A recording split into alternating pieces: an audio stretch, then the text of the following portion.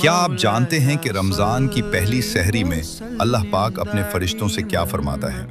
ये ईमान अफरोज़ वाक़या आपके दिल की दुनिया बदल देगा। एक गुनाहगार शख्स जो बरसों से नमाज और रोज़े से दूर था, रमज़ान की पहली रात बहुत शर्मिंदा था।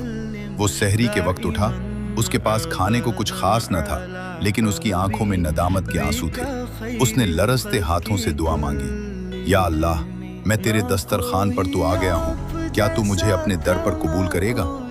इसी वक्त उसे अपने दिल में एक अजीब सुकून महसूस हुआ, जैसे कोई कह रहा हो, ऐ बंदे, तूने तो अभी तौबा का दरवाज़ा खटखटाया है, मैंने तो तेरे लिए जन्नत के दरवाजे पहले ही खोल दिए हैं। मेरे अजीज दोस्तों, रमज़ान भूखा रहने का नाम नहीं, बल्कि रब को मनाने का नाम है।